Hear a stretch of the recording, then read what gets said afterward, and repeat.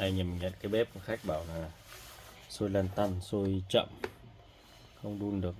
Mình thử cắm bóng trong bóng quá tải xem nó tiệm sao nhé. Bật được này, không chập này, test này, bật lên này. Hiện tượng cắn nhả nhá. Nhìn dòng này,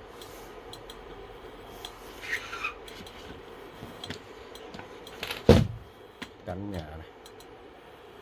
Đấy. Tăng lên xong rồi cắn nhả nhé.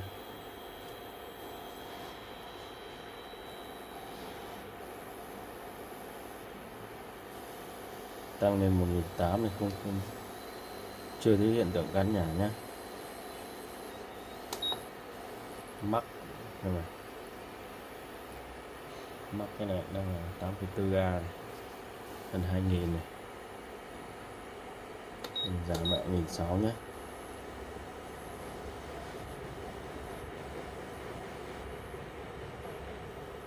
Giảm 10.300 này.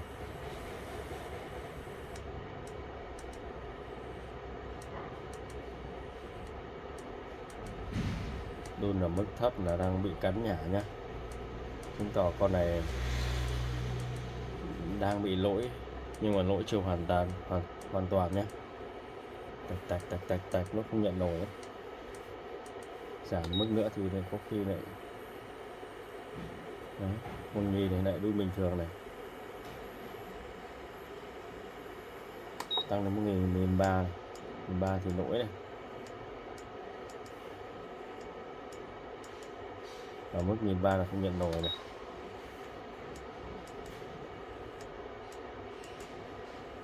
Rồi lại mức 1.000 lại không nhận rồi này.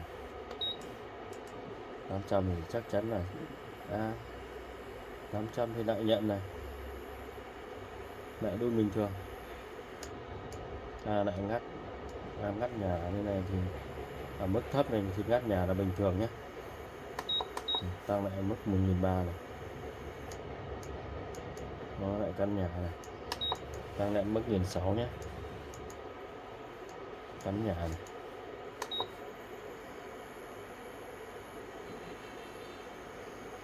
Ở mức 1.800 thì sẽ không có căn nhà nữa nhé. Cái này khả năng lỗi ở cái phần chuyển dòng nhé, hoặc là cái phần nhận nồi.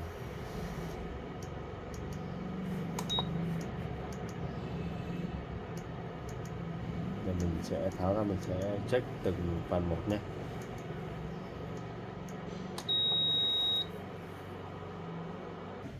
Mở ra cũng hơi nhiều màng nhẹ nha, mình sẽ mang ra vệ sinh phát nhé.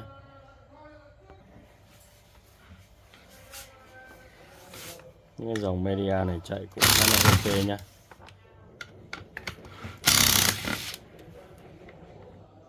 Mình thấy ổn hơn các dòng bếp khác.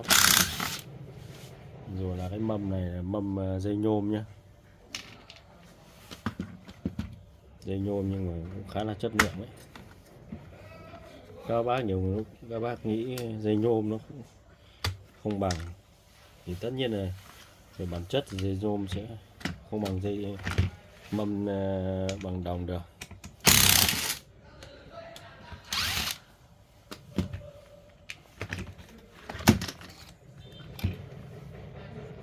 Bên này vẫn còn zin luôn này, chưa qua sửa chữa nhé. Làm những cái bếp mềm zin này mà hỏng này rất là thích nhé, chưa được đào xới, bệnh nó không phát sinh. Mình làm các bếp mà đã sửa chữa rồi mà nó nhiều khi nó mắc thêm nhiều ban bệnh này, sửa nó vất. Mình để thang đo điện trở nhé. Mình đo đường phản hồi dòng này, dòng từ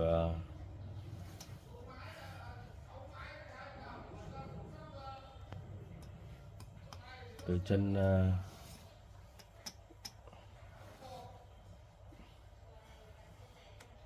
chân âm của cầu diode nhá, chân B trừ đấy. Đấy là qua đây, qua con trở 1K này, đo này, đo trực tiếp trên mạch này, 0,99K, 1K là ok nhá, 1K này, dò đường đi của nó này.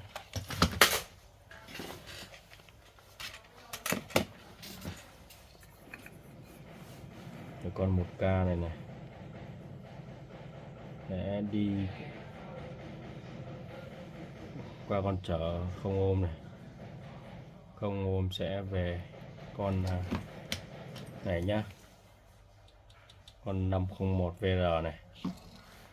Mình đo trực tiếp con VR nhé, đo ngoại trên mạch chưa tách chân đấy. Con này mình không đo được nhé, đo trên mạch không đo được này. Đấy, nãy không đo được, bây giờ nó lại đo lại lên nhé. 2,4K, 2,4K là mình thấy nó nghi nghi rồi nhá, mình sẽ nhổ ra.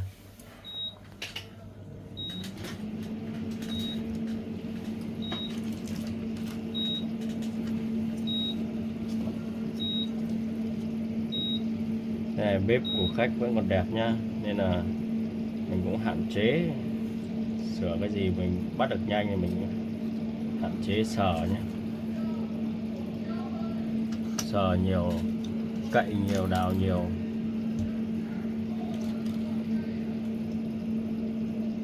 Đi thẳng vào cái vấn đề của nó bị luôn, chứ mình không đan man mình.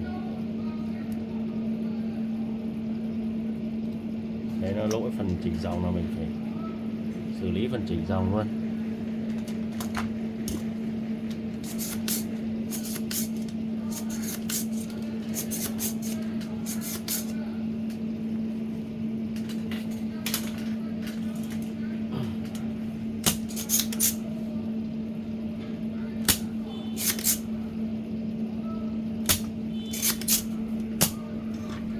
Mình sẽ đo nhá, này chân này như thế này thì đo kẹp vào, đo như này, đo chân như trên mạch nha, 1,4K, đảo sang bên này 5K này, chứng tỏ là con này bị sai nhá. Nhìn con mình cầm con này, mình nhìn thẳng như này nhá, 501 này. Đấy, mình nhìn thẳng ấy, cầm tay nhìn thẳng này là 501 này, chứ mình cầm thế này là 105 nhé. 105 thì lại khác nhé. 501 con này có giá trị là 500 ohm nhé. Vậy mình đo thế này, giá trị này là sai nhé. Mình sẽ thay một con 501 khác này. Đây mình vừa hết, mình vừa mua mấy chục con này. Đấy, 501 này. Chân nó khác một chút thôi, thì mình xử lý một chút thôi.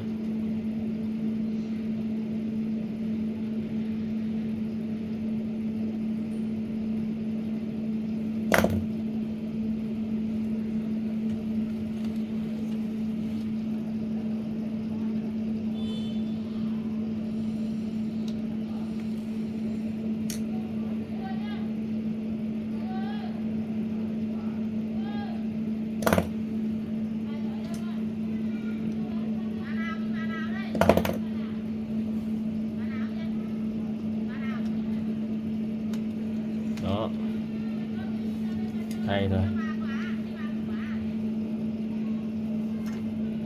làm sao cho chân nó vừa là được.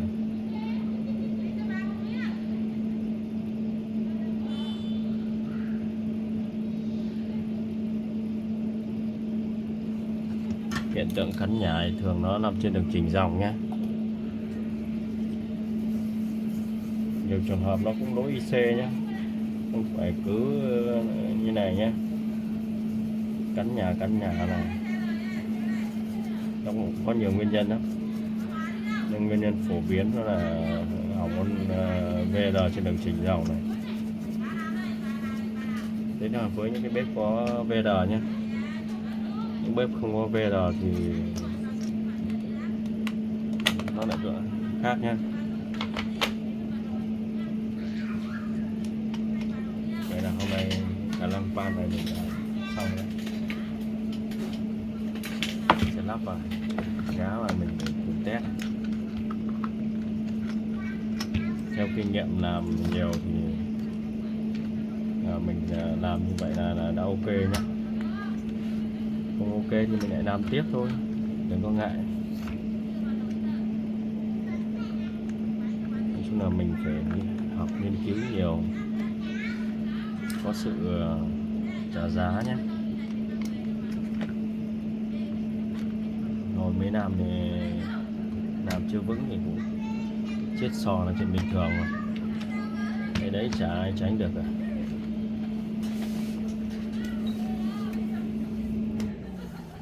Thợ làm là phải có trải nghiệm. Trải nghiệm thì mình mới làm nhanh được, mình mới làm nó đâu chắc đấy được.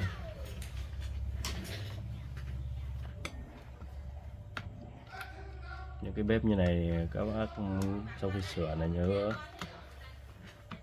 bôi tản nhiệt đây nhá, và tra một chút mỡ đây, hoặc là tra một chút nhớt được, nếu mà nhà không có nhớt nhá. Bôi cho một hai giọt dầu ăn ở đây cũng ok nhá. Dầu ăn đấy là nó ok, không lúc nào cũng phải nhất thiết là phải có nhớt hay là ấy nhá.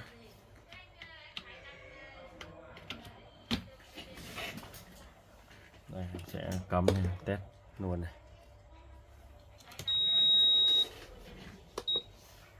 Chạy ở mức 1.600 luôn nhá. 1.600 này. Đạp dòng này. Không cắn này, giảm này. 1.300 này. Ăn dòng 5,7 này. 5,7 không cắn nhả nhá. Giảm tiếp này. Đang ở mức 1.000 này. Dòng 5,3A này. Không hề cắn nhả nhá. Như thế này là mình khẳng định là mình đã bắt đúng bệnh luôn này. 800 này. Vẫn chạy như thế luôn nhá. Đó. Bắt đầu nó sẽ ăn một khoảng dòng như thế và nó sẽ cắn nhả. Việc cắn nhả này có một khoảng thời gian là chuyện bình thường nhé. Khi mình càng giảm xuống là cái độ cắn nhả này nó sẽ tăng lên nhé. Nó kiểu đun gắt nhưng mà nó vẫn ăn dòng ổn định nhé. Đấy, mình để ở mức thấp nhất này. Đó. Như này tại sao nhiều bếp đơn này khi mình kho ấy, khi mình ninh ấy thì nó hay bị bay hơi nước là như này. Nó không có cái công nghệ đun riu riu. Đun riu riu thì khi mình mở nhỏ nhất ấy, thì nó sẽ đạt công suất được khoảng 100 hoặc 200W, đều từ đầu đến cuối luôn. Đây là nó đang ở không, nó lại tăng lên 1.000 luôn. Nên là kho hầm để những cái dòng bếp không có riu riu hiện nay là ít được chọn lựa hơn là những cái dòng nó ổn định. Đấy, khi mình đặt ở 1.000 này, dòng nó luôn là 1.200W. Những cái bếp riu riu ấy thì ở cái mức min này, mức 120 này, nó sẽ ăn công suất là 120W. Nó sẽ ăn đều như vậy, không thay đổi, dòng nó sẽ không thay đổi nhá. Đấy là cách test những cái bếp mà có công nghệ đun riu riu nhá. Còn những cái bếp media này thì không có đó nhá, nó chạy có một IGBT thôi. Đấy, như này mình để 1.000 đun như này này. như thế này là ok nhá. Mình không cần tăng lên ở cái mức cao đâu, qua cao lên để mình check lại thôi. Cái con bếp này vẫn zin của nó chạy gần 1900W nhá, mình vẫn cứ để zin cho khách nhé, tránh tình trạng nhiều khi sửa về khách bảo mà của ta trước đây nó đun như này, nhưng mà nếu lần sau nó có chết sò nha thì mình sẽ điều chỉnh nhỏ hơn một chút để cho nó bền hơn cho khách. Mình sẽ bảo với khách đó, để 2000 nó để lên 1900 luôn này, sôi ngay lập tức này. Đó. Đó. Đó, mình để 1000 nó vẫn sôi này, 1200W này. Đấy. Bếp riu riu là cái mức nhỏ nhất nó sẽ đun như mức 1000 này, ăn đều 1200W. Còn đây bếp này không riu riu thì 1200 này, đã tắt này. Đó. Đó. Đấy các bạn thấy nó vậy là mình đã làm xong nhé.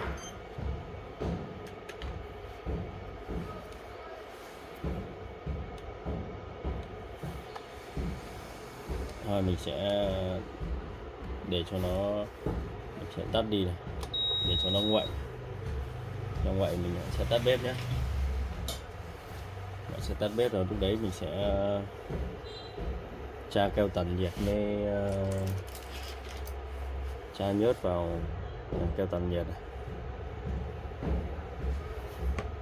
Tra nhớt vào quạt để cho quạt nó chạy êm nhé. Các bác thấy video hữu ích thì các bác cho em một like, một share và ấn vào chuông thông báo để có nhận được cái thông báo những video mới nhất của em nhé. Cảm ơn các bác.